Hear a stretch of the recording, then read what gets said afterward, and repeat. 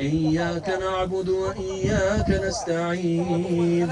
ئەنجامدانی نوێژی هەینیە لەسەر ڕێگای هاتوچۆ و لە شوێنی خۆپیشاندانەکانیان لەلایەن هاوڵاتیانی گوندەکانی دۆڵی خەلەکان بەهۆی وەستانی بەنی وەچڵی پرۆژەی ڕێگای ئیداری ڕاپەڕین بۆ دووکان سلێمانی. سەرەتا ڕێگاکەیان تەنیا بەڕووی بارهەڵگرەکاندا داخست، بەڵام دوای تەواوبوونی ئەو مۆڵەتەی بالایەنە پەیوەندیدارەکانیان دابوو وەڵامی داواکاریەکانیان نەدرایەوە. ڕێگاکەیان بە تەواوی و بەڕووی هاتوچۆی سەرجەم ئۆتۆمبیلەکاندا داخست. خۆم برایەکەم لەو ڕێگای بەڕاستی سارە لێیدا و ئەمرە خوای کردووە. بەدایان خەڵچکە لێرە لە کارێتمان بەدایان خەڵک لە شێخ بەسووریان لە خەلەکان هەر هەمووی لەو ڕێگای مەحف بووینەوە. بەڕاستی ناوەڵا ڕێگاکەی بەرنادەین هەتاکو و جوابمان نەدەنەوە بە تەواوی قسەی سەحمان نەدەنێ ڕێگاکە ناکەینەوە.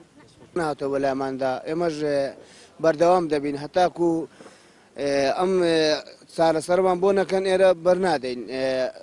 زادەکەمان بەڕاستی هیچ ئەوە نییە خراپە زۆر زادەکەمان.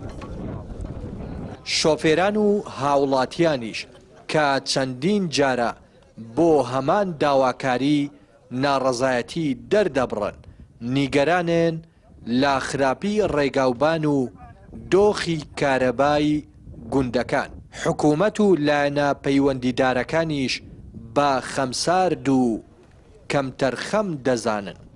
ئەمن بۆ خۆم 4 جار ئەلێو ڕێگایی دەبڵی سارم شکاوە چێ قبول دەکات چێ بۆم چا دەکاتەوە گەلێ معاشی جوانمان دەدەنێت زۆر خراپە هەر بێتام گەلێ معاشێکی جوانمان دەدەنێت تا بتوانم دەبڵی سارەکە چاکەمەوە. ئەمە یەک دوو ئایا معقولیەتی تایە ماگ نییە 10 حادیسە ئەلێو ڕێگای ڕوونەدا لەبەر سیاری گەورە بۆچی خەڵک یعنی خۆی دۆزیوەتەوە خەڵک بۆ کە فەرمە ئەوە تا لە دوێنێەوە هاتوو سارەکەم لێ فرەداوە ناتوانم داخلی ئەو دی بم بڕ پامی ئێمە داوا لە بەرپرسان دەکەن بێنە سەرخەت و کە جوابەکمان بدەن و ئێمە ڕێگاکە دەکەین خۆ ئەمە نامن ڕێگرنینە بێ هاتوونە ڕێگای خەڵگەمە هەو خەڵکە هەموو خزم و کەسی ئێمەنە بۆ ڕێگادا دەچون هەموو شۆ دەکەن. ئەگەرەوان بێرەدانی ئەو ڕێگا بۆ چ باشە خۆ تەنیا بۆ خزمەتکردنی و خەڵکە نیە خۆ ڕێگا بەس بۆ ئەم دۆڵە نییە بەس خەڵک ناتە سەرخەت دەنات بۆ دۆڵی هەموو کوردستانی پێدادا. 12 ساڵە پرۆژەی ڕێگای چوارقوڕنا دووکان دەست کراوە بە جێبەجێکردنی و با نیوەچەڵی ماوەتەوە و تەواو نەکراوە. بەپێی قسەی خەڵکەکەش هەرچەندە چەند جارێک بەڵێنی دەستپێکردنەوەی کارکردن لە ڕێگاکەیان پێدراوە، بەڵام دەسەڵات لەگەڵیاندا ڕاستگۆ نەبووە.